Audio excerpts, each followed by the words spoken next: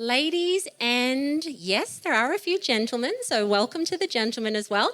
I am Shanna. I'm going to be your host, not the Mining Mum host, obviously, but your host, the MC for this evening to help Tegan keep things motoring along.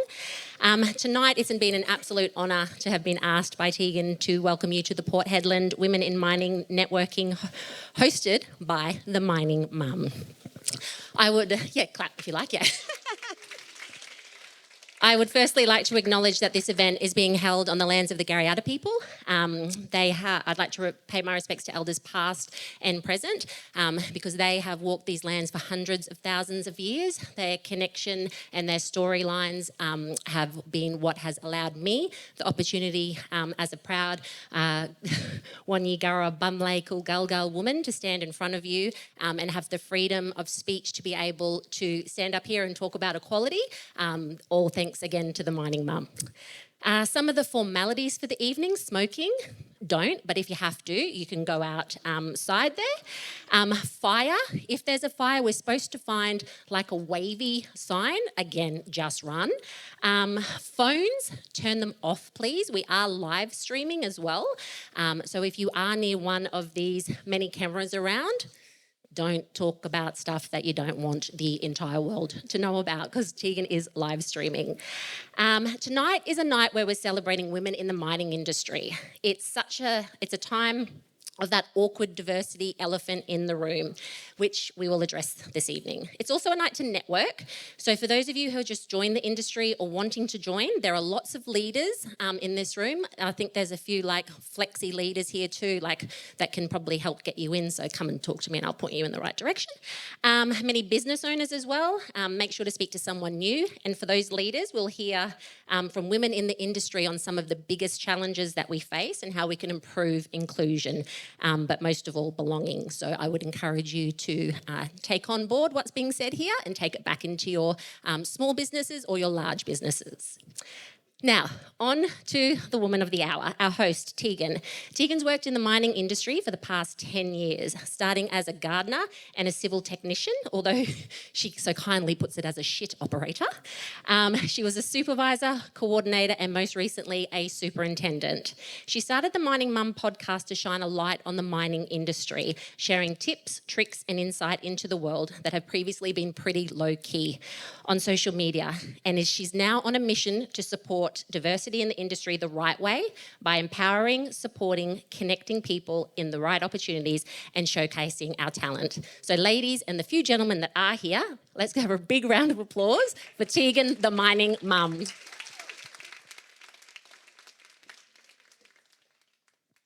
Oh my gosh, guys, I'm so happy I didn't trip just then. Who else is struggling with the swap from steel caps to stilettos? I can see a few stilettos in the room. But that's fine. We're just going to fake it till we make it tonight. Everybody's faking it, right? I mean, at work, at home, in life. I'm so glad that I'm not in this by myself, because I'm used to sitting behind just me and somebody else, and now I'm in a room of 100 people. It's really a little bit daunting. But thanks. Thank you so much. That's what tonight's going to be about. It's going to be about us learning and sharing from each other our stories. It's going to be about understanding that we need to support each other to make it to that next level of not just faking it, we're going to make it. And also, it's about networking. They do say your network is your net worth. So make sure you meet someone new tonight. Before I go too far, I would also like to acknowledge the traditional owners of the land we're having this event tonight, the Garryata people. I would like to pay my respects to elders, past, present, and the future emerging leaders. I'm just going to breathe. Okay. I really never saw my life going like this. I studied fashion and I wanted to be a celebrity stylist in Hollywood. Yeah, I know, a little bit different from what I'm currently doing. But Hollywood was actually the last place I lived before I moved to Port Hedland. I was interning in Beverly Hills, living in Hollywood, partying with, well, I better not name any names. But as life has it, I ran out of money. My visa was coming to an end. So I knew what I had to do. I had to call my dad for a loan. He was living in Port Hedland and working in mining, and I called him. I was like, Dad, I'm desperate. I want to live the dream. And he was like, no, I'm not giving you any more money. You need to come over here, make some money, get back on your feet, and go again. So that's what I did. From Hollywood to Hedland, here I am. 10 years later, I've actually shocked myself, and I think quite a few of my family down here have also a little bit surprised I've stayed this long. But I really feel like I did find myself here in Port Hedland. I've got an amazing group of friends. I've been blessed to have my family here. I met my fiance at the Pier Hotel. So, yeah, true love story there. And I've had both my 2 daughters here in the South Hedland Hospital. So this place has really become our home. I've also had an amazing career at BHP for the past 10 years. As Shannon mentioned, starting as a gardener, being a shit operator, I preferred the stop-go vet, then a range of different roles to my recent role, social value lead and superintendent. I feel like that role fit me perfectly. It aligned with my values. It was all of my interests and experience kind of into one. Our team was looking after inclusion and diversity programs. We also helped work with local and Indigenous businesses to get their first contracts on site. And we held events and projects to make a great place to work.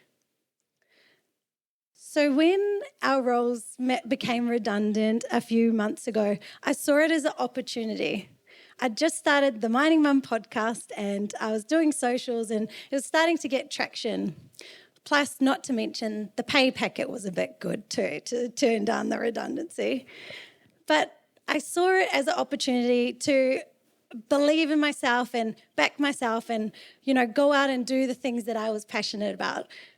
So I'm excited to announce I'm going to be launching my own business, Talent Mining and Minerals. So just focusing on all of those things. Thank you. Won't blab on too much about it. You guys can scan the QR codes later. But I'm really proud as well to host an event like this before we move to Perth. So part of this new journey, we're moving to Perth, and I really wanted to bring together everybody and put a spotlight on some of the women that have inspired me throughout my career. I also really wanted to make sure it was all local and putting a spotlight on all the local female-owned businesses. So that's what's in your goodie bags. How cool are the goodie bags? So thanks to all the sponsors here tonight that have put things in the goodie bags. So let's get on to the formalities. Let's quickly make a toast. To women in mining, may we smash glass ceilings and smash stereotypes. May we believe in ourselves and see the value and support each other. May we also celebrate and acknowledge our male mentors, sponsors, colleagues, counterparts, some of them brave enough to be in this room tonight, in pink even, Maddie, thanks. But also, last of all, let's make a big toast to feeling empowered to swap out our steel caps for stilettos whenever we feel like it. Cheers! I need this drink quickly too. So first up, I would like to invite Ruth Larkins to the stage. Ruth is speaking on behalf of DGL Rentals, who's our gold sponsor here tonight and helped us make this a reality. She's heard a lot of my dreams over the time, and she also helped do all of this, set it all up. She's a mentor and an incredible woman. Thank you, Ruth. Thank you. Lovely introduction. Now, I'm not as... I have read and reread this, but I'm sorry, I am going to have to use paper because I'm just too nervous not to. Anyway, here goes. Good evening, everyone.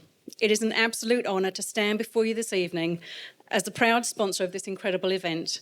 We are particularly thrilled to support Tegan, our esteemed host, who is not only a brilliant podcast and content creator, but also a beacon of inspiration to many in our community. Her platform, The Mining Mum, has been a powerful voice in championing the stories and achievements of women in mining, and we are immensely proud of her accomplishments. We reside in the vibrant town of Port Hedland, a place intricately woven in the fabric of the mining industry. This industry has provided my husband and I with the opportunity to start a small vehicle hire company here, an endeavour that's been both challenging and deeply rewarding. It takes courage to step out and create something new, especially in an industry where the work is intense and the time is limited. But Tegan has taken that leap through her podcast. She's built a space for connection and to share experiences and lift each other up. She's reminded us all that we're not alone in the challenges we face, and it's whether it's balancing work and life or navigating your career. Our decision to sponsor this event stems from our shared belief in the importance to support initiatives that empower and uplift. The contributions of women in this industry are invaluable, and events like these are essential to shining a light on their hard work, dedication, and the unique perspectives they bring.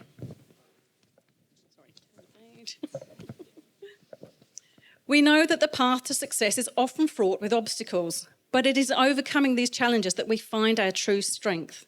Today, we celebrate not just the achievements of women in mining, but also their tenacity, their innovation, their unwavering commitment to excellence. I would like to take a moment to reflect on the historical context of women in mining. For many years, as we know, mining has been a male-dominated industry with few women having the opportunity to participate, let alone lead. However, times have changed and we are witnessing a transformative period where women are stepping into roles that were once deemed unattainable. This shift is not just beneficial for gender equality, but it also brings a fresh approach towards solutions in the mining industry. We cannot and should not overlook the remarkable stories of the women who have paved their way. Their courage, determination, and resilience serves as an inspiration to all of us. They have shattered stereotypes and overcome countless barriers that have proven that gender should never be a limiting factor of achieving greatness. And with Tegan's help going forward, this will not be overlooked again. In Port Hedland, we are fortunate enough to have a community that embraces diversity and inclusion. Our town's rich mining heritage is complemented by the diverse backgrounds and experiences of its residents.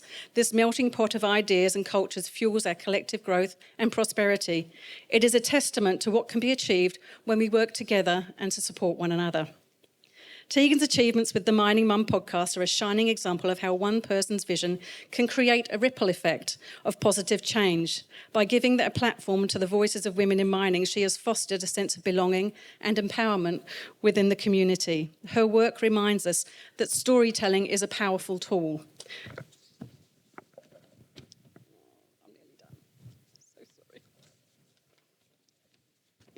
As we look to the future, it is crucial that we continue to support and uplift. This means not only recognising women's current contributions, but also creating pathways for the next generations to thrive in the industry.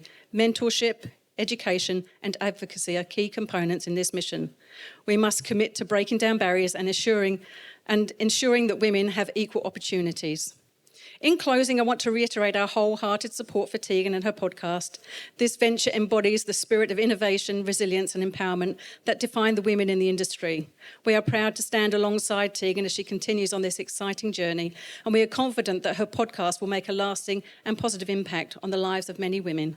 Thank you all for being here this evening, for your enthusiasm in celebrating and supporting this event. Oh, that was amazing. Sorry for reading it. No, that was so good. Thank you so much, Ruth. That was very lovely. Now, I would like to invite Demelza Outram to the stage. Bring your wine. Yes, bring the wine. Dal is a rail superintendent at BHP. She is also a pro fitness athlete. So you'd think one of them would just be a job, right? She has just been on a tour around Australia and won gold, silvers, bronze at an international and national level. And she's here to talk to us how to develop a killer mindset to win. And also, I'm going to ask her some healthy tips that I should be following as well. We'll also have some questions at the end for Dal if anyone has any questions. So let's sit. Let's get comfy. Yes. Okay, so Dal, my first question was actually going to be, you have been on this amazing journey. You've just finished your tournament. I was going to say, have you had a wine? But yes, you have. I have. I've had a couple since I finished competing, and it's just been a couple since then. Got to ease my way back in. Yeah. Nothing silly. Yes. So I guess when we talk about pro fitness athlete, that means you've just won in the bodybuilding industry. Do you want to tell us a little bit about the competitions that you've been in? Sure. So I'm guessing a few people would have seen our podcast. By the way, there's like 100 people watching this podcast, so there you go. It's a little bit different this time. But I started probably 8 or 9 years ago. Went into my first show, hadn't really planned, didn't have a coach, just kind of winged it and did okay. So then I thought, well, okay, I'll aim a little bit higher and I'll go again. So I went the following year and I did better again. So then I thought, I'll go again and I'll see if I can, really get a win under my belt. And then in 2019, I did a series of competitions in Australia and ending in Korea where I won my pro card. So basically what that meant is I won the overall in Korea. It was a big achievement. I was super chuffed.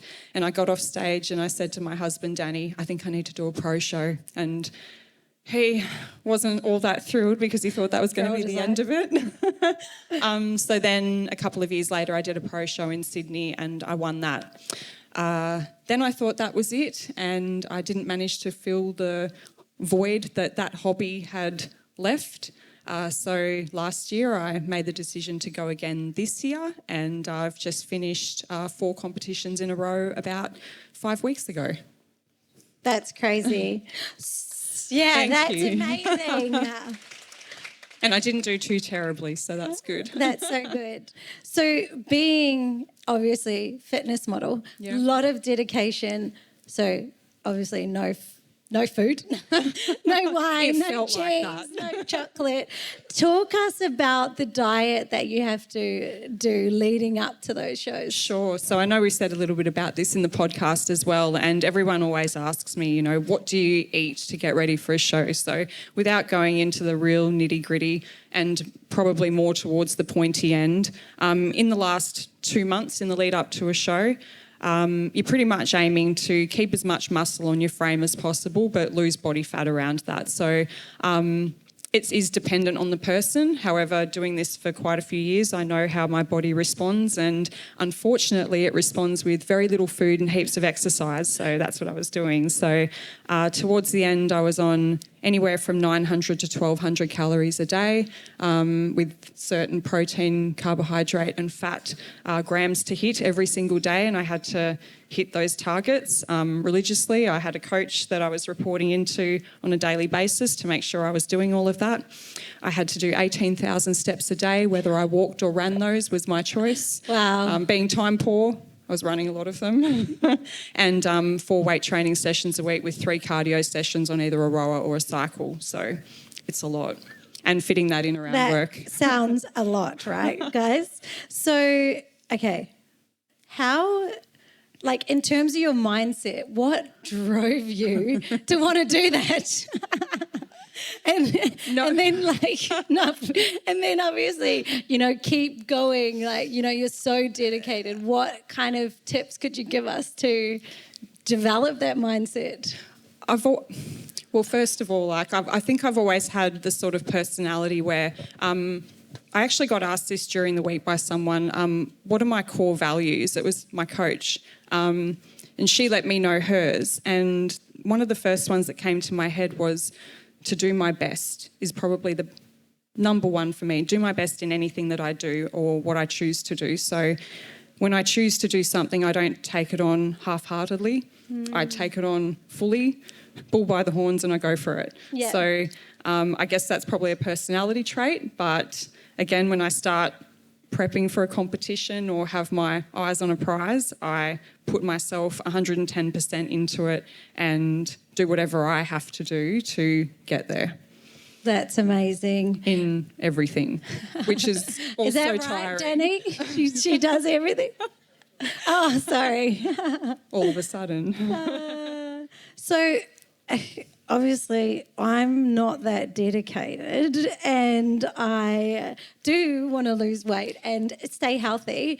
I'm going to make a comment. I'm going to make a quick comment on what you just said. You said you're not that dedicated, but you are to the things that matter to you, right? Yeah. And everyone's like that. Yeah. Like, you don't have to be dedicated to a bodybuilding show or to losing weight or to looking a certain way. Yeah. We've all got something that we're passionate about, and we've found that we're passionate about. And you will literally flog yourself to get to the end and make sure that you've executed it. Yeah. It's just whatever your passion is, really. Yeah, that's amazing. Yeah, that is true. But what about the tips? Well, there'll probably be question time after this. Yeah. What's the heck, guys? So, yeah, in terms of like healthy eating, exercise, like, is it best to eat breakfast or skip breakfast or like... Do you know, you can do whatever you like. It's your body, and I've explained this to people before if we're going to get into the body side of things real quick, because I'm sure you want to ask about like other stuff. But your body, the way you're eating and the way you're moving at the moment, it's found its happy equilibrium is what I call it. So on average, if you're eating the same and you're exercising or doing the same sorts of activity, your body is going to stay a certain way. There's no magic to it. As soon as you change one of those variables, something else will change. So if you start eating more and you keep your activity the same, what do you think happens? You're going to get bigger.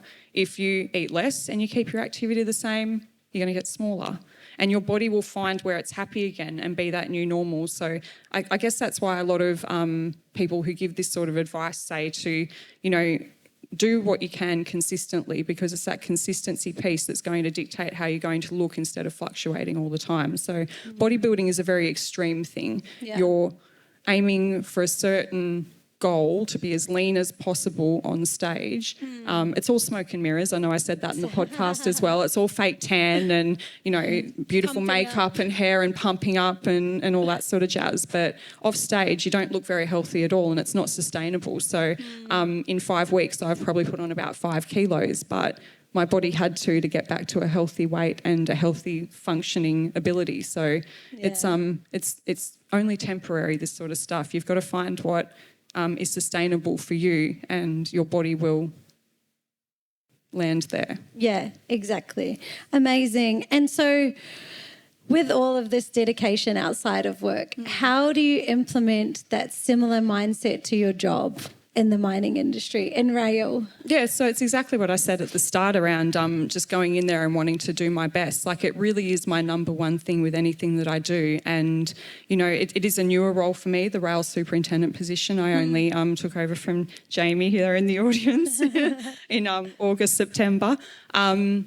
But it's my mindset when I went in there was I just want to do my best, and I want to show myself, and I show others that I'm capable of this. Yeah. And that's pretty much been my whole career. Is anytime I leap into a role, I'm going in there going, I'm going to show that I can do this. I'm going to do my best and show myself and everyone else that I can do this. Yeah. And then you move on to something else. I love it. I love it.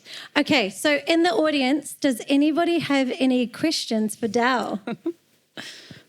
Don't be shy. I know there's probably 100. loves questions, guys. I do love questions. Hands up, Jasmine Veeney. Thank yes. you. Say your name and where you're from.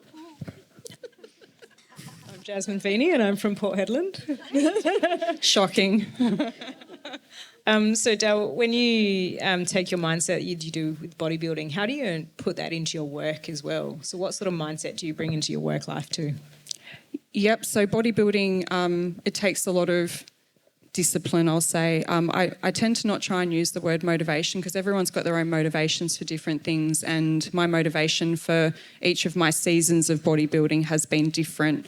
I refer back to what I said at the start, that, you know, my motivation for most of my shows was to do better and do better and do better and show myself that I could do that. This most recent season was one where I was trying to fill a void to start with. I had a loss in my family that hit me quite hard, and I put it all on hold, and then decided that the person that I'd lost wouldn't have wanted me to stop doing what I was doing and wouldn't want me to keep pushing on. So that was my motivation this season. So again, to go back to your question around how I apply it in my role or in my work, discipline, I think, is the other strength that I have, to be able to get in there and go, okay, like, something might defeat me, I might have the most horrible day in the world, but it's the discipline to go back in there and, you know, never say die sort of thing, like show myself I can go back in there and pick myself back up. Any other questions from the audience? I know I have one. Obviously, away. yeah, as a Shanna from Port Hedland. Hi, everyone. Thank you. Rail superintendent is a very male-dominated industry. How have you coped with stepping up into that leadership position? With I know in that work area, there's a number of men there. Has it been an easy transition, or? I'm going to say yes, because I've spent a lot of my career in BHP building relationships with various departments, various people, and you never know when you're going to need something from someone, and it's served me well. But regardless, male or female, whoever you're working with, if you treat them with respect and you show that you're there to work hard, do your job, execute, you know, be that sort of person that can help them and they'll help you. That's really, and networking as well, like you've said, that's really all that I've had to do to be able to merge quite comfortably into the position and have the support of not only females but males as well. So just go in there and show people that you're there to work and you're there to do your best. Beautiful answer. Thanks. No one else wants to? Yes, one over here. good. Sorry, Julia. Yes, Excuse me. I knew we'd warm up. Hi, I'm Chelsea. I'm very new to Port Hedland and very green when it comes to the mining industry. So I'm just curious, what's a typical day like for a rail superintendent? Oh, they're all different, but I'll go with Monday madness. So you get in after the weekend and everything's gone to you know what. So not really. So look, after I get up in the morning and I run around Pretty Pool and maybe run into Tegan while she's running around Pretty Pool as well. That's about 3:30 in the morning. Go to work at 5:30, do the safe start with one team, go to another safe start at 6 o'clock. 6:30, I've got half an hour free before my next meeting. Have a meeting, have another meeting, have another 2-hour meeting, have another meeting, have lunch, have another meeting, and then eventually head home at something like crazy 4:30, 5 o'clock in the afternoon, and then fit in a training session. So look, all jokes aside, each day is different, and those meetings are important to have because it's a chance to align with not only the teams that work for me, but the team that I'm a part of and also who works above me as well. So it's just having those alignment chats and making sure everyone's on the same page to start the working week, and then we fire away after that. So that's a typical Monday. Does that answer your question? So much, Dal. Fab. Thanks, guys. Thank you so much, Thank you. Dal. That was amazing. Thank you. You're welcome.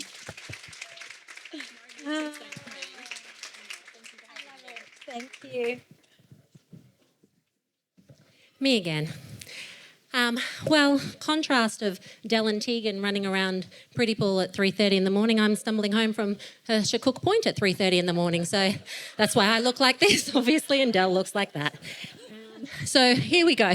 We're going to have our next speaker coming up. Our next speaker is Latoya Smith-Baumgarten. Latoya is a senior. Yes, here we go. A lot of fans in the crowd. Latoya is a senior Indigenous Development Coordinator at FMG. She's a proud Goomba woman from the Goldfields Esperance region and has 15 years mining industry experience in HR, WHS, people support and management. She's recently developed, it's a long one, so she's recently developed and implemented an ongoing leadership training program focused on breaking barriers involving workplace culture and understanding Indigenous employees. She's also supported her husband and his business Yanda. It's a Garriata and Nibbly business right here in Port Hedland, and they've worked with BHP on a Work Ready program. They've worked at the Port Authority and a few others I can't name off the top of my head. I'm very proud to now call this person a friend of mine. Ladies and gentlemen, please welcome Latoya. Thank you so much for joining us, Latoya. I had the pleasure of meeting Latoya and working with her briefly while they were implementing the Work Ready program at BHP. And I was just blown away by her leadership and support with the candidates. So I really wanted her to come along tonight and talk to us. So thank you for joining me. Shanna mentioned, you're all about breaking barriers down for Indigenous employees in the mining industry. What is one thing that you think we in this room could implement as advocates? Is that a big first question? I could have eased into it. No, that's okay. That's a good question. So there's no right or answer there. There's multiple ways to do it. So if we provide opportunities, number one, key. And then with those opportunities, provide the support and understanding of the actual barriers that happen in our town or society, because then we can help support. Yeah. And then acknowledging that we, as leaders in the business or in the community, are there and generally feel like it's the right thing to do, then you're already halfway there. Yeah. Right? And then just acknowledging that everyone has different barriers, so they're going to have a different journey or pathway. So just really getting to know the people is number one key, and then understanding the barrier. And then the third is aiming for that successful pathway for those results. Amazing. And Shanna mentioned you and your husband have just recently started your own business and you did the Work Ready program. You're also very focused on local hiring of Indigenous employees. Tell us more about your business and what you guys are doing. I would like to take the credit for the business, but I can't. And so I'm always there as a nice, when you have a nice sounding board, you're like, what are you trying to actually pitch right now? Because we always like to empower our women, and we never want to bring our men down because they're our pillar, right? To have the beautiful flower standing at the top.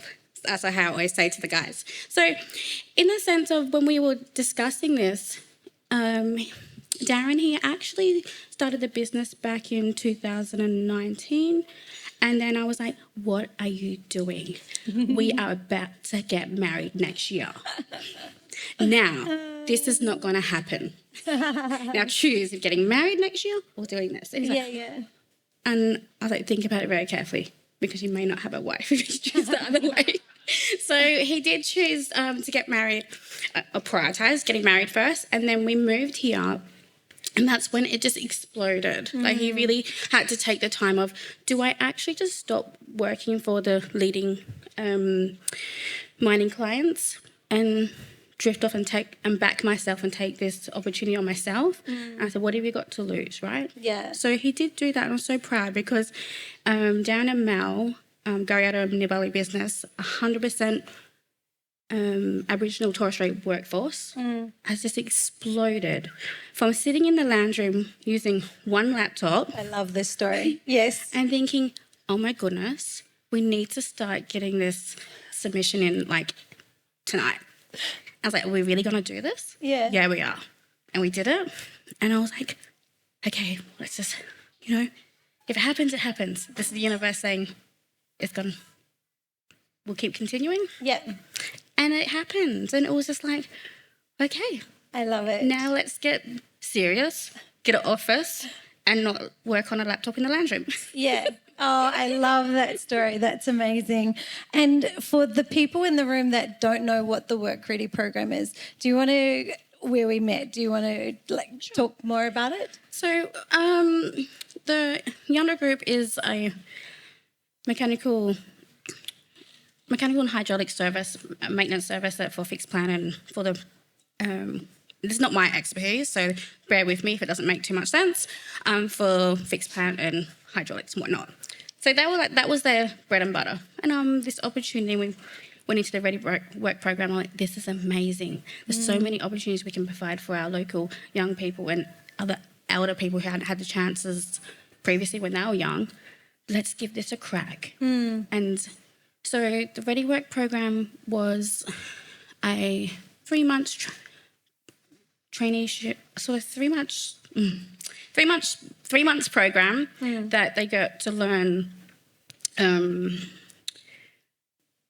a different skill set in getting into routine and exposure to the mining industry that you don't usually get to see when you just apply online. Yeah. And to help support overcoming barriers and really being able to support the entry-level pathway. Yeah. And it's been a very heartwarming moment that it's been so successful, and you just think, oh my goodness, like You've been we need to part make of that. we need to make more changes and generational change, because I know that fills my cup, and it's just been a real proud moment. You're like, oh, like you get that proud auntie moment. You're like, Yeah. Yeah, that's so good. And what I think is so good about that is like BHP, that's the first work ready program that they have done. I know FMG also have the VTech program, and are you part of that as well?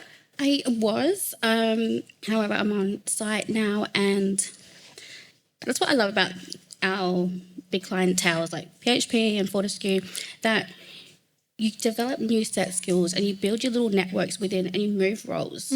So coming in from health and safety and then going into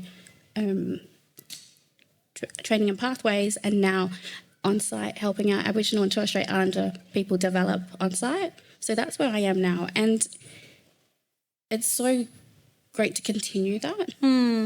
And I think we need to have that more of that. What is it? That, you know, drink the Kool-Aid and just have that more generosity, humility, and be like, it's nice to be having that. I don't know, that showing vulnerability and saying it's okay. We all started somewhere, and life gets hard. Yeah. But if you can help balance your life and having a work life that's good, supportive, and it's fun to go to, or you've got a good workmate system, or you have work family, then it takes away that hard time at life, and you think, oh, it balances your lifestyle. So then I think, yeah, proud moment. That's amazing, Latoya. And before we go to the room for any questions, what would be your piece of advice as a non-Indigenous person to Australia? What advice could you give me to help be an advocate in the workplace? I would be, what I have given advice previously, I said it's helped, is to have the moment. Do you know when people say, hey, do you have 5 minutes or 2 minutes? And you go, yeah, sure, what is it? And you're like, but really have that time. So if you don't have that time then and there, say, be honest. Unfortunately, I don't have that time right now. However, let's book some time so I can give you my 100% time, because we retain things, and then that's when we can think, instead of thinking about, oh no, I'm going to be late to the next thing I need to be at, you're actually thinking, you brainstorm and have these light bulb moments. You think, oh, thank you for sharing this with me. And then you can feel like, hey, these are some options I could suggest, or how do you feel about this? Having that transparency and really genuinely caring. Yeah, because, genuine, authentic, and understanding. 100%, because when you feel more, someone's actually listening to you and trying to understand and taking interest, you open up and build trust. Trust is the key. Yeah. Because you're not going to take someone seriously or be able to show vulnerability or share your struggles if you don't have that trust. Yeah. So number one, build trust. Build trust. Thank you so much. And let's go to the room. Hello, Toya. Just a quick question. What was the feeling you got when you guys landed your contract? How did you feel? And so when the guys secured their mechanical contracts, I was like, yeah, well done. Fist pump. Cool. But obviously it was a very proud moment when they will be able to have more positive change and generational change in the community, I was just like, I can't believe this. Like, you're doing this. This is great. And we need to do more of this, share the love. And I just felt like those were the first moments. And then the second moment was like, oh no, what have I signed up for? How am I going to help support? We need people to help right now. Didn't think we were going to get this, so let's recruit and let's start working as off. Yeah, I love it. But it was, and it didn't just happen with us. It was such a huge collaboration with BHP, also the other contractor with the program as well. So it was a really joined, strong triangle foundation. And I learned this off the mechanical guys, that the triangle shape is actually the strongest structure you can have. And I was like, wow, well, we need to keep these 3 strong pillars and have a triangle when we do these initiatives. I love it. And how many candidates were successful from your program to go into full-time roles?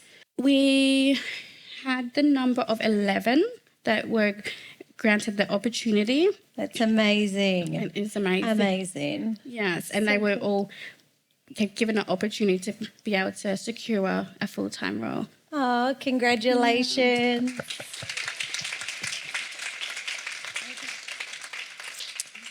Yes. Dana. Also, congratulations. Dana's here 3 weeks after having her baby boy. So congratulations, Dana. Looking fabulous. Thanks, Shanna. So from mechanical hydraulic something or other to the Work Ready program, what's next? How exciting. What an incredible business that you can leverage and move into other spaces. Obviously, Work Ready, huge. Congratulations. But yeah, keen to understand where you go to from here. Good question. My personal opinion would be to grow in those 2 areas and be able to provide more opportunities. And just because once we do those, once Yana Group does do that, they are they say what they're going to do with the community. So we have been able to give children that are in like state care the opportunities, and we funded the trips all around the region in WA to go to their first time at the Optus Stadium for the West Coast Eagles Derby this season.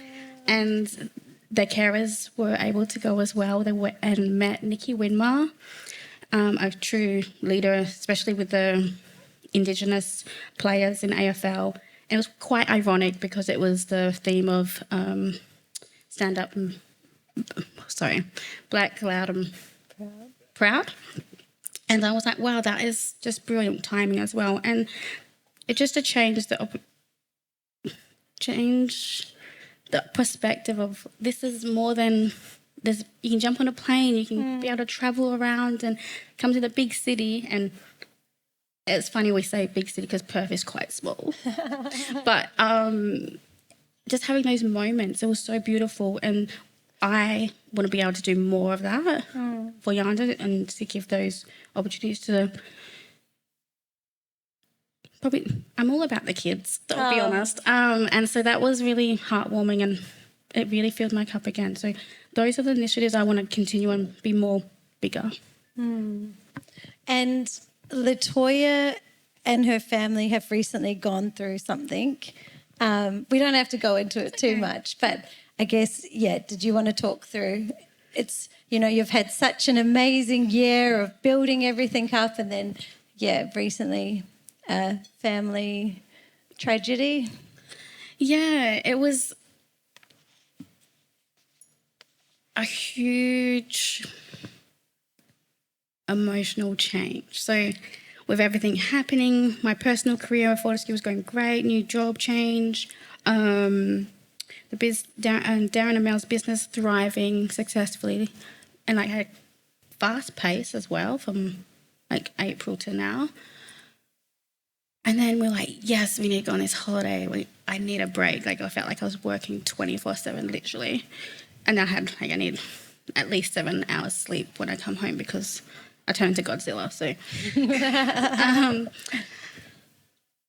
and we're having an amazing time in Queensland, first family holiday with all of us, and get the distressing call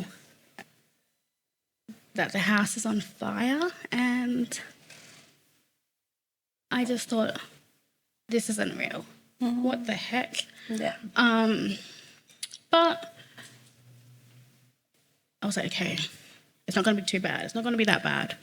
And then we realised how devastating it was, and it was so disheartening actually knowing that it was all up in flames, all our belongings. So I feel my main priority was to get our puppy home.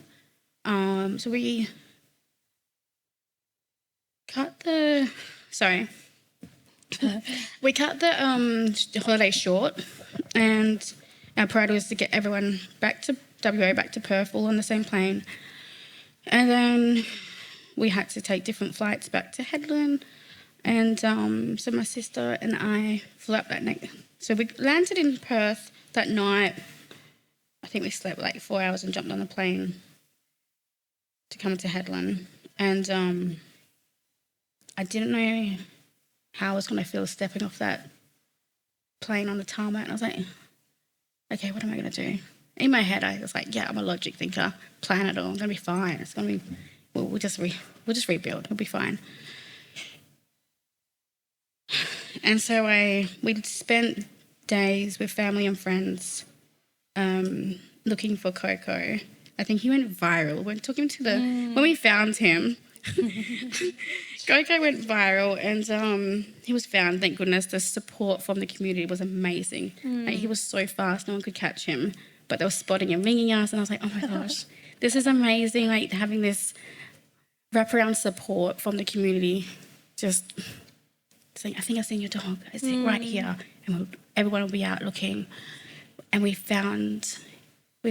eventually found him. So we flew in Friday morning. We found him at 11 on Saturday, but he had been missing since Tuesday. And he was only a little Shih Tzu. Oh wait, everyone's seen the picture of him. So we get him to the vet, and it was like, the lady says to me, oh, what a privilege to finally meet the famous Coco. And I was like, and I just I laughed and I started crying. I was like, oh my gosh, yeah, this is real. It's all hitting me now because I found him, and that was good. So then the next step was going to the house, and I was just like, oh my goodness, what do we do? Thank goodness the support from Fortescue was amazing. Had picked up the keys, temporary house, and I was like, oh, okay, I'm not homeless, number one, or I'm not having to be staying at family or in-laws' house or friends and family's house. So that was, I guess, the satisfying event. And then we kept saying to ourselves, in this devastating time, we're actually quite fortunate because around Australia, especially this time of year, the bushfires, so many people have gone through it and they've lost everything as well. But they don't have that wraparound community support. Say, hey, we've got you. Like, we'll help you through this journey. And that's what I love about this community in Port Hedland. Like, I don't think it would have been so easy, wouldn't have been able to be so strong getting through it. And so that was all, like, kept saying, keep it positive. And I don't like doing it, but I was every day the silver lining. At least no one got hurt. At least the dogs are here. At least. And I was saying, this is not healthy.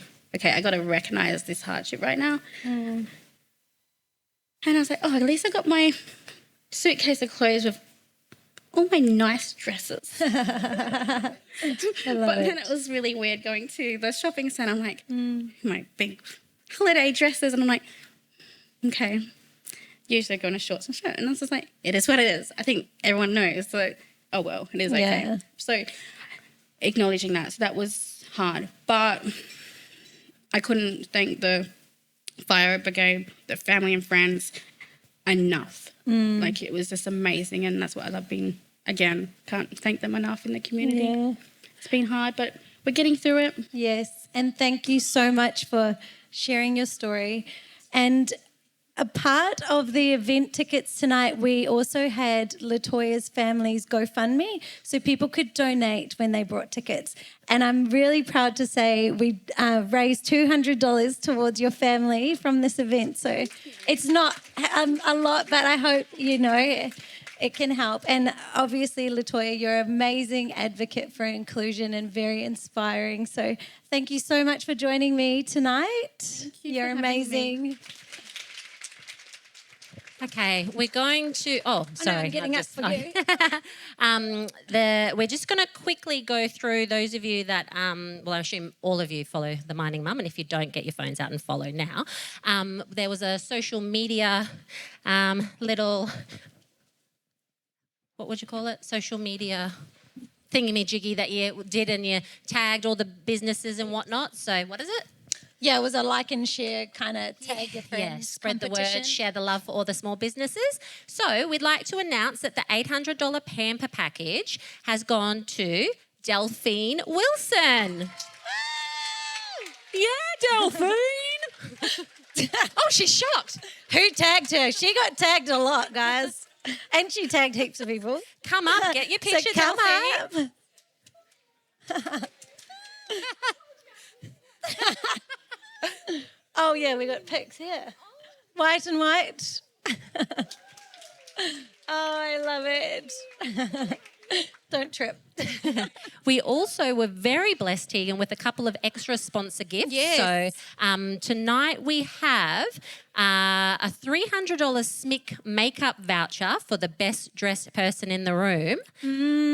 Close call. It was between Maddie Wilson, Yeah, the love the pink shirt. But sorry, Maddie, I have to give it to Miss Karen Bennett over here with the vibe. Come up and receive your gift, Miss Karen. Should I give that to her? Oh, my gosh. No, it's because you look like a vibe. Beautiful. Oh, we're getting... Come up here and get your photo. Get your picture. Sponsor pic. Oh, there you go. And then, Oh, there's yes, two. well done. Give You us got a little two. Yeah, twirl. yeah, yeah. No, don't give us a twirl. Uh, I love the shoes too. I didn't even see the shoes. And then we were gifted with one last one. So I did get to look around and give another best dress, which again, Maddie, sorry you lost out on. he wouldn't like lashes anyway. No, you've got beautiful lashes already. But this one's gone out to Mandy in the blue dress, off the shoulder, little number there, Mandy. Nice. This one is from Bee's Beauty Bar. Would you like to come up? Perfect.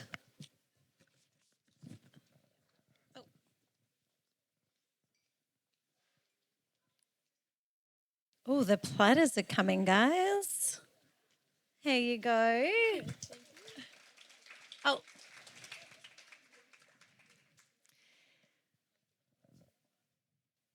Lovely. Congratulations. Everyone does look fabulous. So, I mean, if I could have given it to myself, I would have, because, I mean, please. But now we're going to take a little break. We're going to let people go and get a drink, get into the food, have a little mingle, because as Tegan has said, your network is your net worth. So get into it, and we will be back in 15 minutes, timekeeper? 15 minutes. So enjoy, get your selfies with the Mining Mum. Come and... Enjoy. Oh we'll be back soon. Thank you. Shake it off. Shake off the nerves, ladies. I just wanted to say, Tegan, I was networking around before and had a conversation with a couple of young ladies about the impact that this evening has already had. Oh, sorry, girls. Oh, that's a bit... Ha. Sorry. The impact that the evening has had on them. Just hearing the story of, for example, your progression into the mining industry, 10 years, that they're saying that they've been in the industry for equal lengths of time, but they're still at that operator level. Can you lean in a little bit more around what you think was your success in moving forward so progressively and quickly over the 10 years? I think... For me, I do have a similar mindset to Dell where I'm like, okay, cool. What's the next thing? You know, like it's that, what's next? And, you know, obviously I never thought I would come into mining. So going into that gardening role, it was like, okay, next I'm going to get my tickets to be an operator because I wanted to get more money. Obviously, I was shit, but, you know, then I went on maternity leave and I came back and I just thought, I can't be digging holes anymore. Like, I got a kid at home, you know, I need to go Monday to Friday. And so I remember saying, I came back to this civil operator role and I was just like, okay, I'm not doing this anymore. What can I do? And there was a water services team leader role going at the time. And I said, okay, I'm just going to go for that. I'll see what happens. I went up and I spoke to the supervisor, said, hey, can I apply for your role? And he goes, are you a plumber? And I was like, no. And he was like, do you have your supervisor training? I said, no. And he goes, oh, well, why are you applying for this role? I was like, because I can coordinate. I'm really good at admin and I can do this and I can do that. And whatever you tell me, I promise I'll do my best. And so anyways, he said no. And but day after day, I studied to get my RP, which is your kind of responsible person at BHP. I studied, I went out, I begged supervisors to take me around, and basically every single day, these girls over there that I worked with them, they know I harassed the supervisor to give me that opportunity. And I think just having that mindset of backing yourself and believing, like, you know, you might not be the expertise in a field, but if you can put yourself and apply yourself to a role, you can make it. So, yeah, I think that's kind of... So the moral of the story is just to humbug people. Yeah. Get on their case until they give you that opportunity, okay? Awesome. All right. Well, I will leave you to this wonderful panel to introduce people. You good? How beautiful is this panel? Thank you, ladies, for joining me tonight. I'm a bit nervous to sit on the stools, though, because obviously the white attire and there's all this brown dirt. So I'm just going to casually stand here. But, okay. Okay, everybody in the room, put your hand up if you've ever had a boss. Now, keep your hand up if you've had a female boss. Keep your hand up if your boss's boss was also female. Wow, there's actually more than I expected. Because the funny thing is, well, it's not funny, it's interesting. Females still only make up 20% of the whole mining industry in Australia. And what unites this panel is that they're all female leaders with over 10 years experience. They all live locally here in Port Hedland, raising families, pet babies. They've got businesses and they're all supporting the local community here in Port Hedland. So please welcome to the stage all these lovely ladies. Now we're going to go around the panel and everybody introduce themselves. Thanks, Tegan, for starting with me. Yep, great. Thanks. I'm Philippa Keats. Everyone just calls me Pip. I'm infrastructure manager at BHP and I work at the port operations. So I've been with BHP for 12 years. I've been in my current role for 2 years and it's an amazing role. I have a fantastic team. A few of them are here tonight, so that's really fantastic to see you all here. And I've worked with Tegan, so I was lucky enough to work at the port for 5 years and I've worked with Tegan that whole time. So that's fantastic. Prior to coming to Port Hedland, I worked in finance. I'm an accountant. So, I'm an accountant now working as a maintenance manager in mining. So, there's probably something there for you, and that's... It's been a bit of a roller coaster, and I'm sure we can touch on that later tonight. So, thanks, Tegan.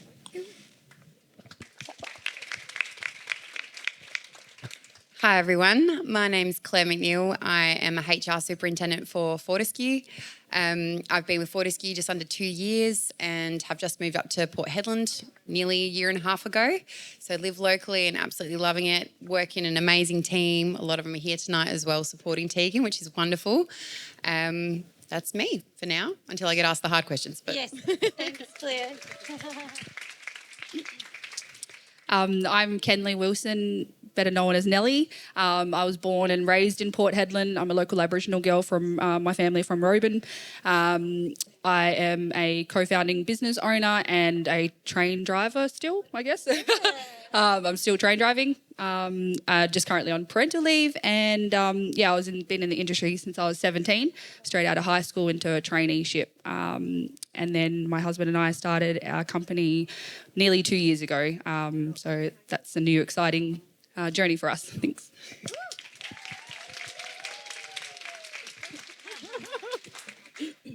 Excuse me if I wobble a little bit, but it's okay. I got my foot down here.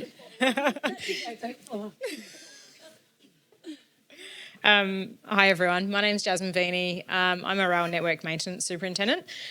So I've been in the mining industry for about 19 years. 15 of those with FIFO. And then 3 years in Port Hedland now. I'm also a small business owner of a sustainable clothing brand called Unearthed Style Co. So I do apologise about the stubby holders, but there are some vouchers in there. I will give you stubby holders when you get them. So a little bit about me. Been, FIFO 15 years and then Port Hedland for 3. So, awesome. You keep that because you're first. Thanks. Oh, sounds not like it. Let's just pass. Okay. So, thanks, Jazz. Very interesting career. I said in my speech, fake it till you make it.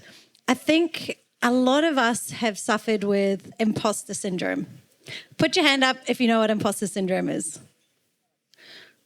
For everybody that doesn't know, I actually asked my partner this the other day and he didn't know either. So, imposter syndrome is that feeling of, I can't apply for that job. You know, I didn't have that when I was applying for the water services one.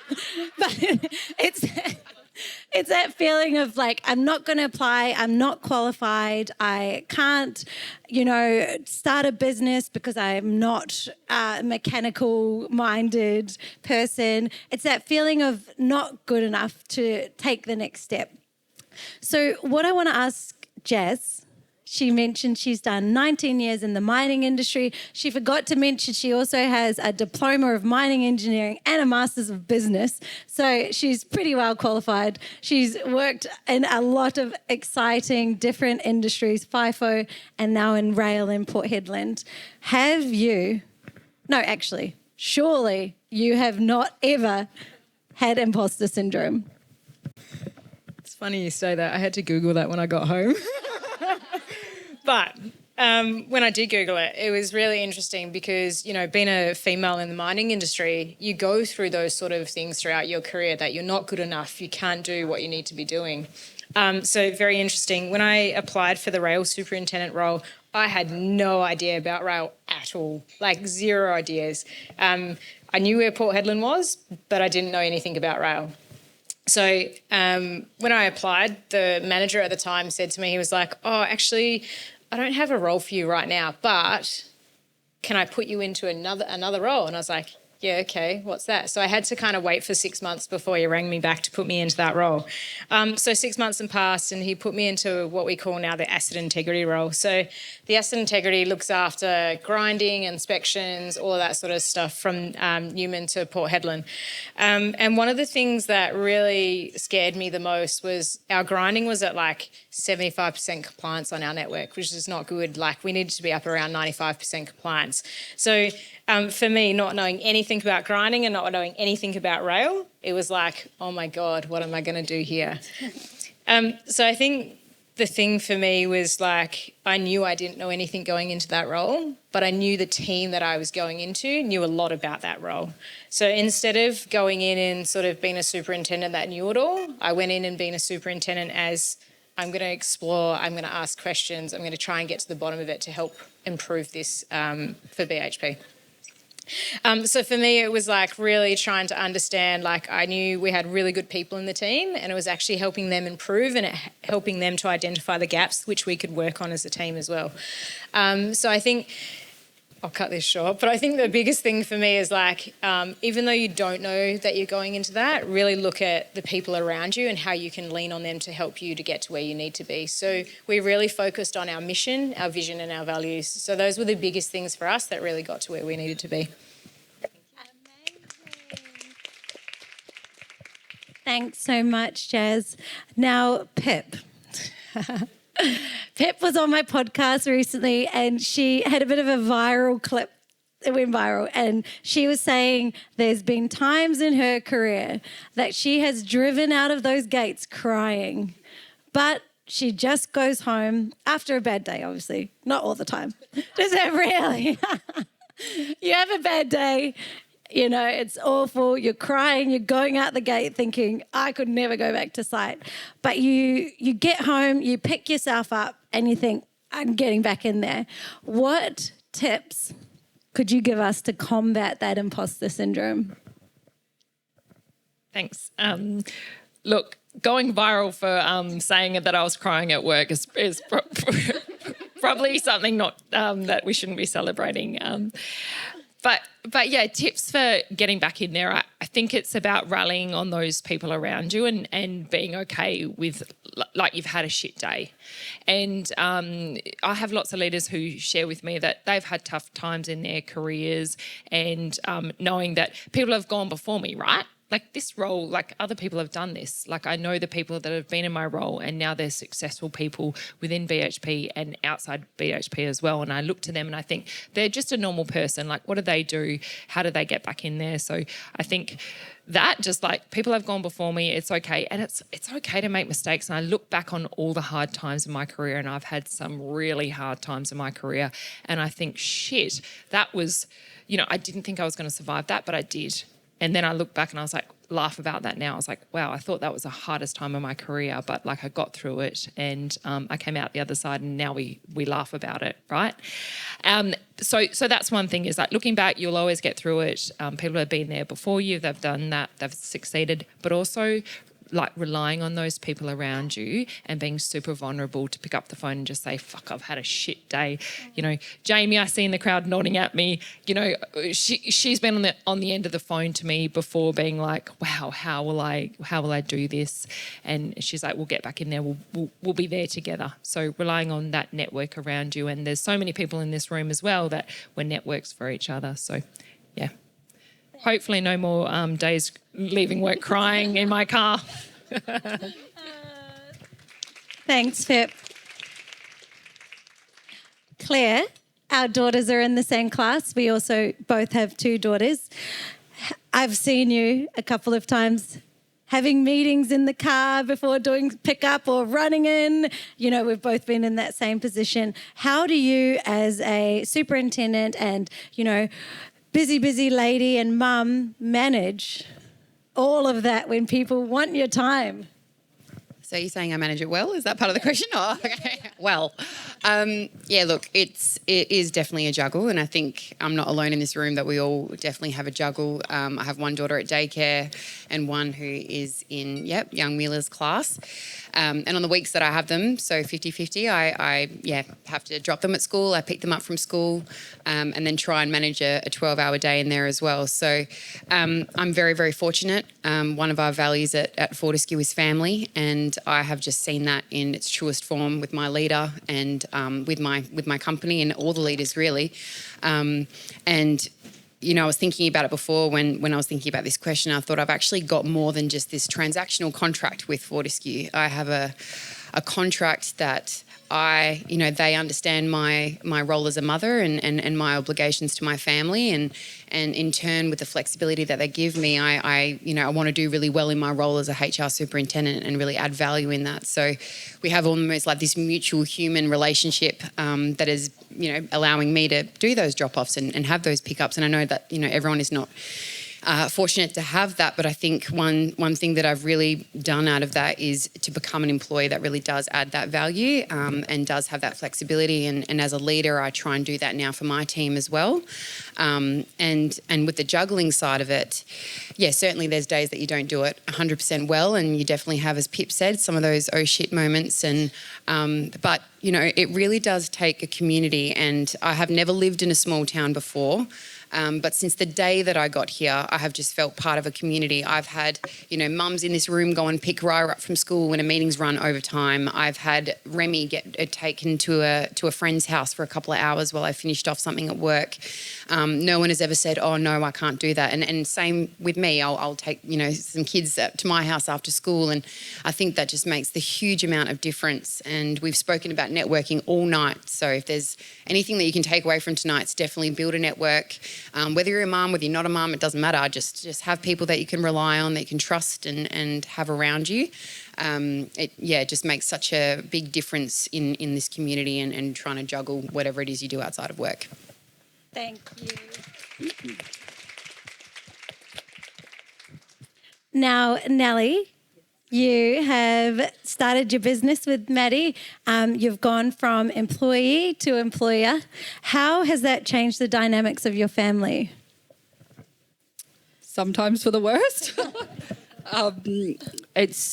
It's made it easier and harder at the same time. Easier in the sense that sometimes I get to choose if I go to the office or if I don't go to the office, and harder in the sense that I'm up at midnight doing invoicing or payroll or something that needs to be done urgently for the next morning. So there is the balance, I suppose, of being flexible and being able to choose when we work for ourselves, versus having to go for a 12-hour crazy 24-hour roster. When I was train driving, I was starting at 3 a.m. sometimes or 2 p.m. So the challenge going from employee to employer is, challenging and also rewarding in some sense. I've got an amazing network. If you ask my sister, I don't juggle it very well. She has my kid part-time. But I'm very fortunate in the fact that I've got a big family network. My mum's one of 10, so I've got aunties galore. I've got my 2 sisters that live in town locally, as well as my mum and dad. So everybody has a role in our family, whether you're a mum to my kids, and they call my sister's mum, or you're an auntie, there's somebody to help out on every day of the week that I need them, as well as friends as well, and a very supportive community. I'm sure Tina's glad. My son always comes into the office. She's glad he does it now because he's almost two, and he runs up and down the stairs these days, whereas before he used to be a bit quiet at the chamber. But the struggle is real. I think Pip said it in her podcast as well. She's forgotten to pick up her kids from school. I forget to order lunch all the time, and the school's calling me. But then I look at the women who own businesses in this town, or part owners in businesses, and I think if they can do it, I can. I've got a sister who has 5 kids, and she runs around every single day of the week after her kids and still manages to go to work.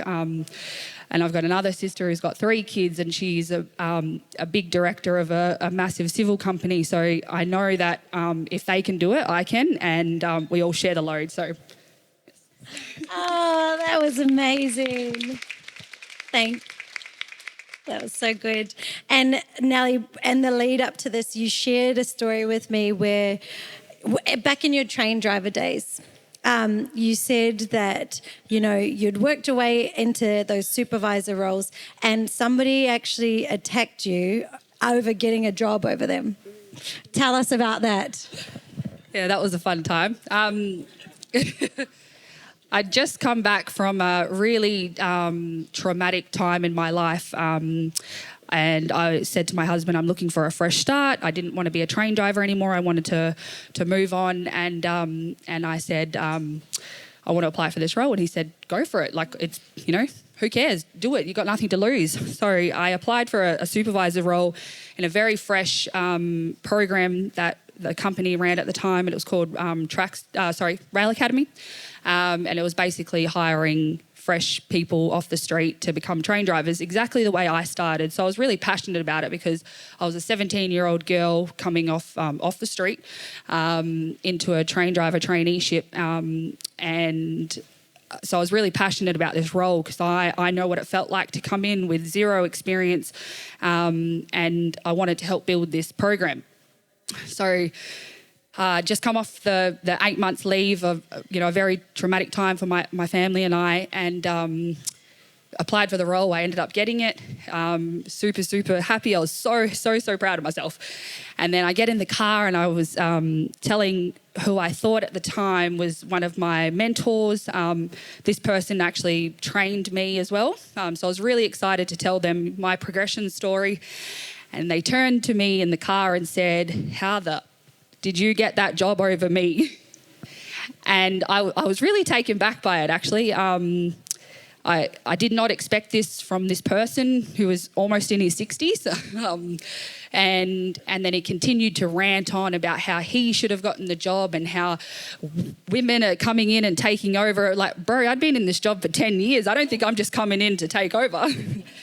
So I felt at the time I was pretty deserving of it too. I felt like I did my time. I'd done the training. I'd gone through all the ranks that a train driver could go through. I was travelling between Hedland and Newman.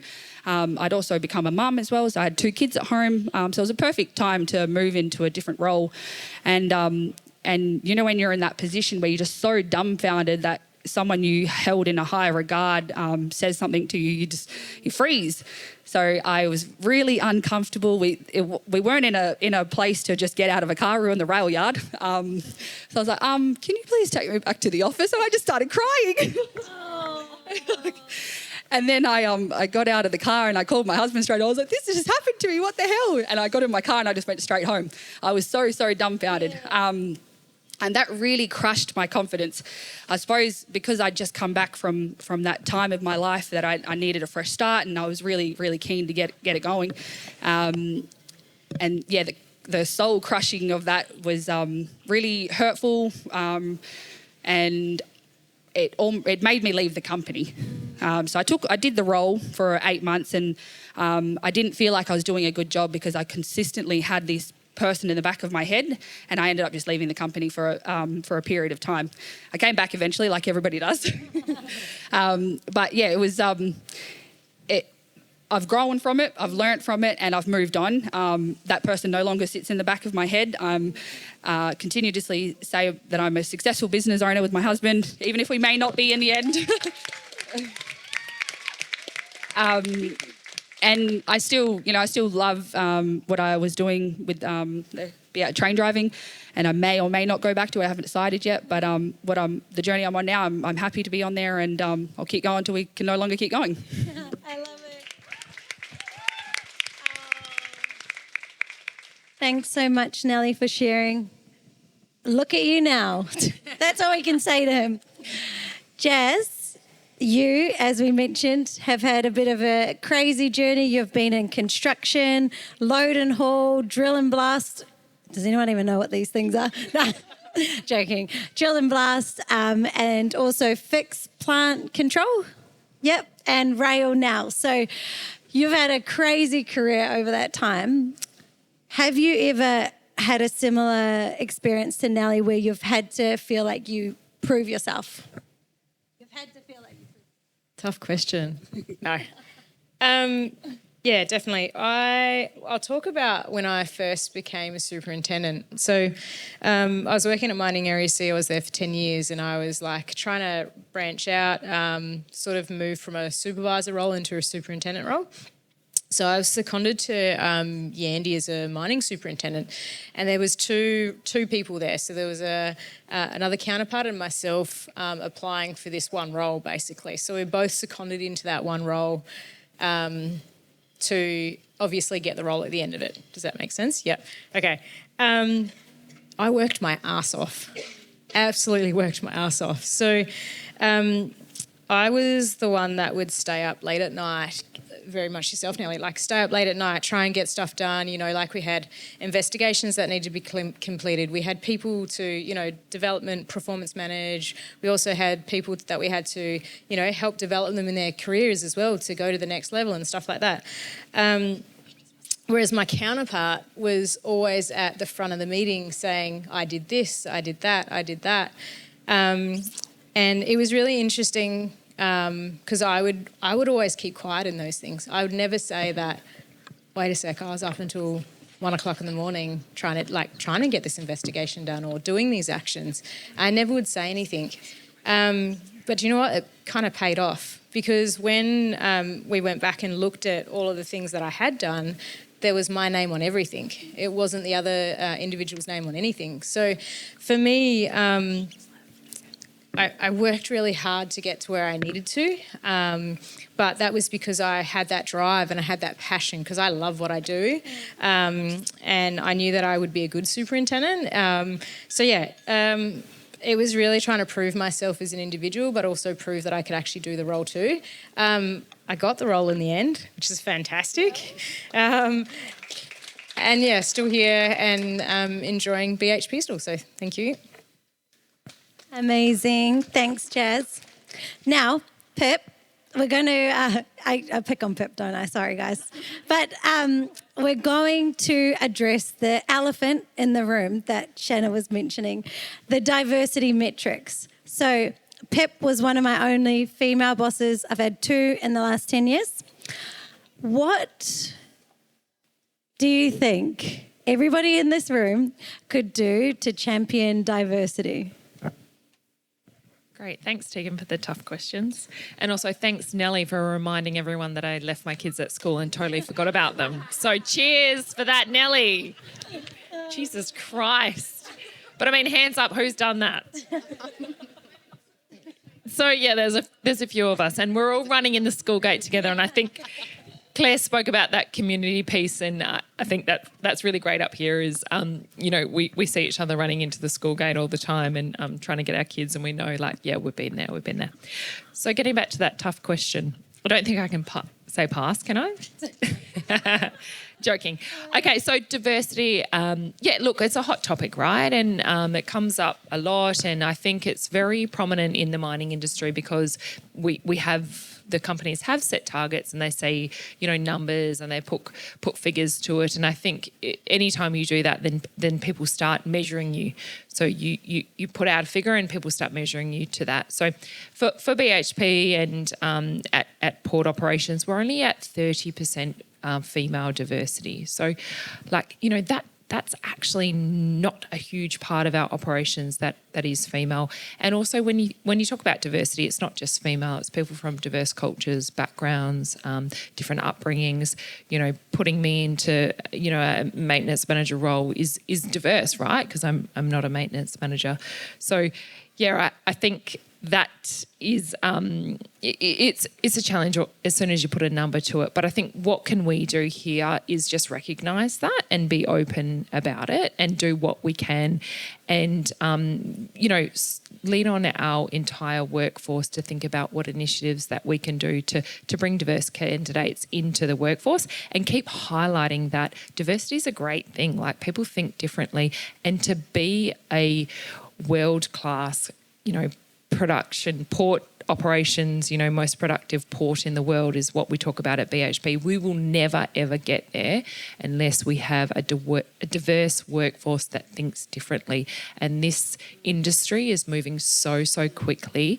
And what got us here won't get us there. So the whole mining industry, we know historically, has been very male dominant. If we want to be the most productive port or the most productive mining industry or whatever industry that you're in, you'll never get there unless you have a diverse workforce. So that's something that we talk about. And I think just talking about it helps, right? And just saying, what do you think? How does that work? And there's lots of times, and I've been in meetings and I think, this is the greatest thing, diversity. And people like Dana, I can see her looking at me just being like, that is wrong. You've got that seriously wrong. So I think just all of us, you talk about it, right? And that helps us, think differently and encourage people to get into the workforce. And the other bit within the mining industry, I think, which will help us and a lot of people in the room who obviously work in the mining industry, is just demystifying what we do at work, right? There's a big gate there and, all the walls up, and it's it's a great place for females to work. And, Claire spoke about it, Jazz spoke about it, that the flexibility is amazing, the opportunities that they give us. So I think having more women in the workforce brings diversity of thought, and then also the mining companies support us to have, flexible careers as well, so that we can do those things that look after our kids and hope we can pick them up on time. So, yeah. Thanks. So I'm getting the call up for we've talked too long. So let's go to the room for questions. Let's see some hands. Who's got questions? Hey, look out. Yep. Oh. You gave me eyes. Talking about how men treat women in those environments quite tough sometimes. I just want to ask Nellie how she felt.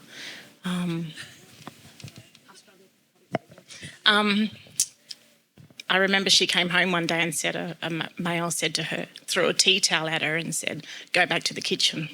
So I just want to bring that up. Thank you. Yes. So at the time when I started, I was one of 10 women and there was 400 train drivers. There was 10 of us. Only one of the ladies had gone off to have kids and she'd gone off for 3 years to have 2 babies and come back. She came back and we were having a talk in the kitchen and this guy thought it was appropriate to throw a tea towel at both of us and say, "Get back to the kitchen."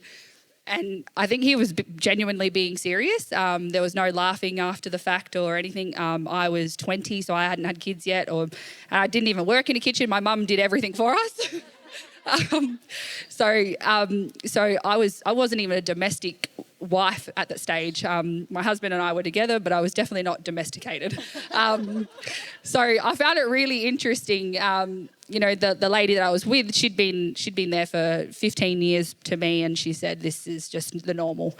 They all accepted it, and they all moved on. So after a while, when you're dumbfounded again, you go away and think about it, and you come back to that person. Don't ever throw a tea towel at me again. I belong in this workplace, is what I said to him. Oh, wow. That's so inspiring. Hi, ladies. I don't have a specific question to anyone. It's just for everybody to answer in general. So my name's Adrienne and I'm the eldest sister of Nellie. And also happen to be a doctor. Thank you. Thank you. So I understand. I used to be in oil and gas, so I do understand the glass ceiling. And being a doctor, the glass ceiling is just as hard as mining. But my question was more, I see it as well. Sometimes on a daily shift, I'll be the only female there. A lot of the times I go to see patients and they'll say to me, "Oh, are you the nurse? Or can you get the doctor?" Well, actually I am.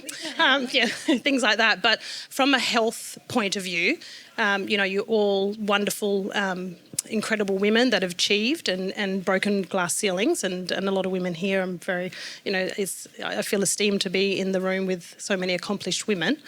But from a health point of view and a well-being point of view, I know we had the lovely Desmo with speaking about bodybuilding and the mental grit that it takes to get to those points.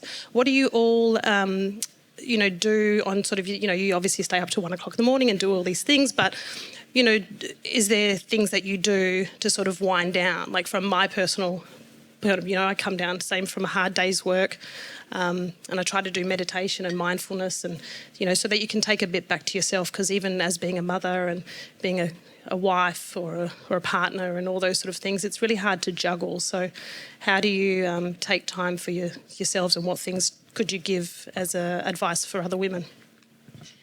It's an extremely good question, and I've got Pip in my ear going, wine, wine, wine, wine. But I will talk to the healthy part, and then I'll hand to Pip for the alcohol recommendations.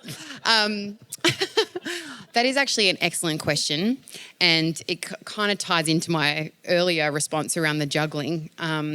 There's some non-negotiables that I have through that juggling, and one of those is going to the gym and having that 40 minutes to an hour where I'm by myself, my AirPods are in, whether, it's a hard workout or just kind of, going through the phases, whatever it might be. It's a selfish moment that I have to myself, which then gives me energy, makes me feel mentally fit, physically fit in a way. And it just gives you just that little boost that you need through just you know, that look, I don't stay up till 1 o'clock in the morning, I'll be completely honest, and I take my hats off to people that do. My brain shuts down probably about 8:30. But so from the keep yourself fit, keep yourself active, eat good food, you know, and I know we don't all do this all the time, so I'm definitely not preaching at you because I'm guilty of, you know, other things as well. But I think also what you feed into your brain, and I think your mental diet is just as important as your, you know, what you eat. And that's the people around you as well. So don't surround yourself with negative people where you feel, actually, I've just hung out with this person and my energy is absolutely depleted.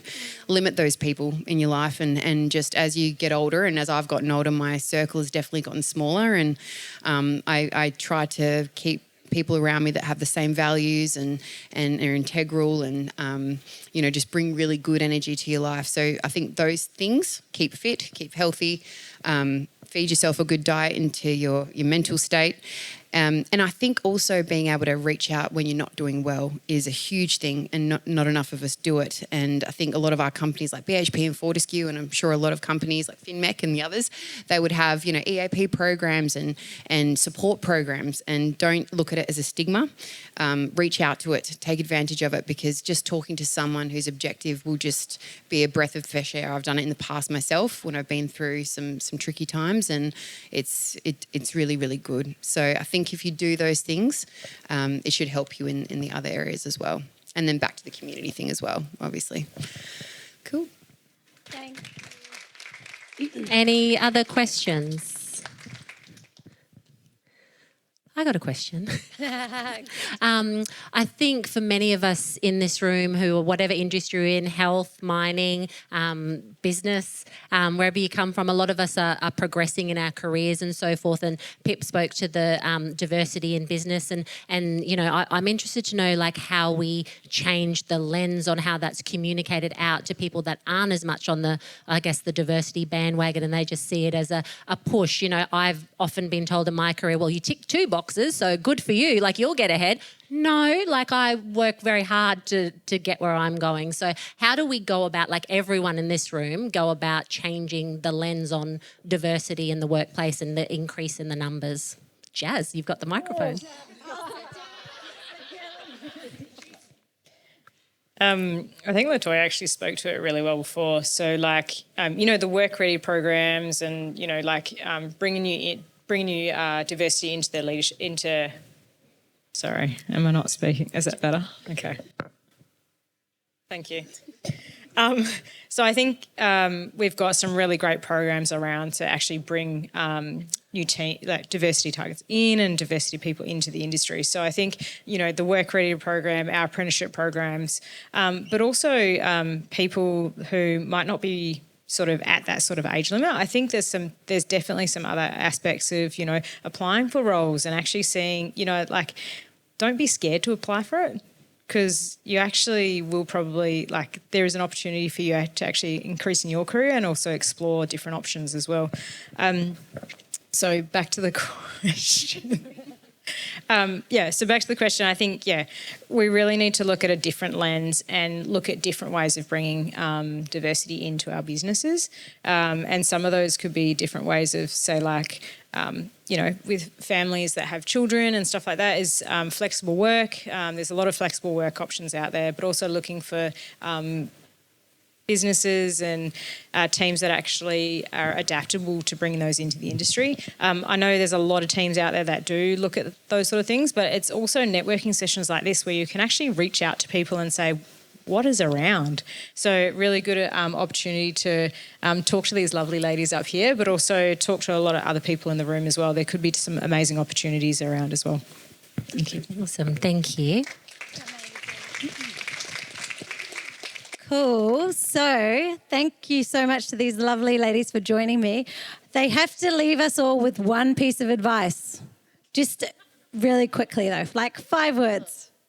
What's your one piece of advice as a leader for women in this room? You could have given us a heads up so we could have thought about this. But no, the one, 2 pieces of advice. And one of my head ofs gave me this advice is stop comparing yourself to other people. And that seriously unlocked my career. So one thing that unlocked my career, because I was constantly comparing myself to other people who were succeeding and they've got this and they've got bigger teams they lead. And she was like, you need stop that, otherwise you'll never succeed in your career. And then I've gone on from 4 promotions since she said that to me. So that really unlocked my career. And then the other piece of advice that I give a lot of people, or like what I say, is just give it a go. Like just give it a crack. Like what's the worst that can happen? So the 2 pieces of advice is stop comparing yourself to others and give it a good crack. Just have a go, have a lash. You did steal mine. No, that's a really good one. And my one was one of them, but that's okay. I'll try and figure out another one. No, look, I think in the HR world as a leader, so I think the question was advice as a leader. And I think it's to pave the way by example. So don't expect your team to do anything you wouldn't do. And, when I talked about the flexibility and all those things that my leader, awards me and the way in which I feel included at work, I then try to do that with my own team as well. So pave the way, be an example. And the bit about comparison, there's this saying, comparison is the thief of joy. And that is so true when it comes to things like imposter syndrome or, not feeling good enough because you feel like you might be a diversity target or something like that. Just always look in your own and you look to yourself and not to others. Those will probably be the main things. I love them. Thank you so much. Mine would be send it.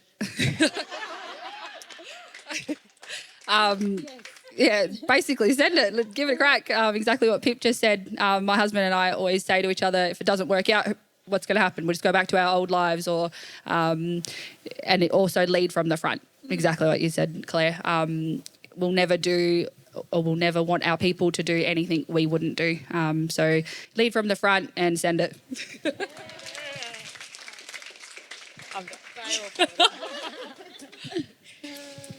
I think the ones for me is really understanding your purpose. So really understanding why we're here and what we're trying to achieve.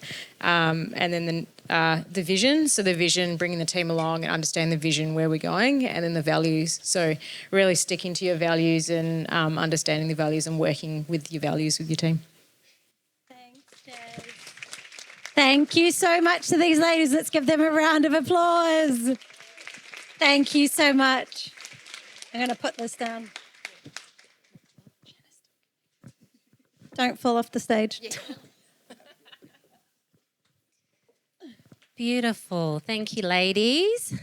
Well, that brings us almost to the end of the evening.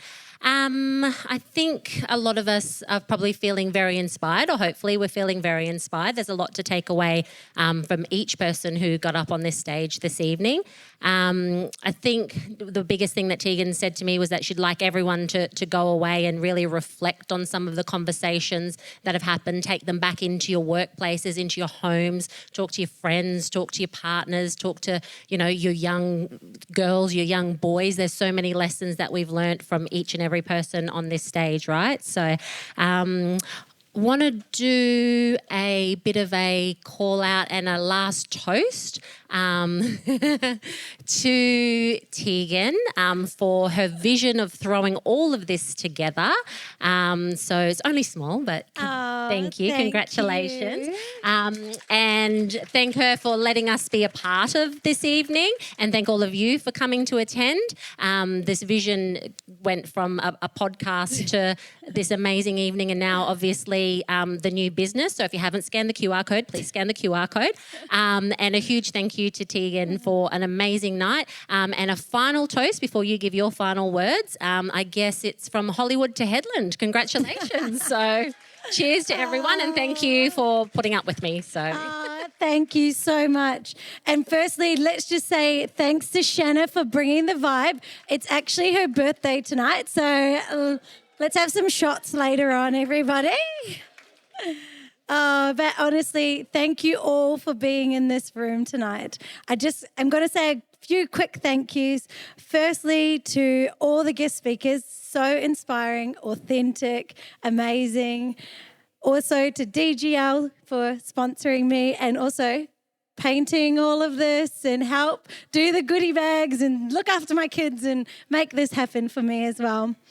I also want to say a big thank you to all the sponsors that have given us things in the goodie bags. Make sure there's more merch over there and some amazing cakes and cupcakes, so everybody dig in.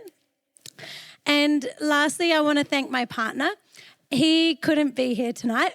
Sorry, I'm just a little bit emotional. He's in New Zealand with his family, going through some things at the moment. But although he didn't know what imposter syndrome was, he helps me to, as Maddie does for Nellie, get through that every single day. So I just want to say a big thank you to him. He's better be watching online.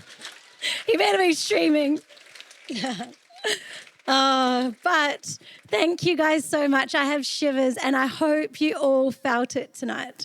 It was electric. The empowerment, inspiration, support. I'm just so grateful to have everybody in this room tonight. And if I could leave you with one piece of advice from me, is that always back yourself. Whatever you're doing, back yourself. You can do it. So thank you so much for joining me tonight. I need my wine.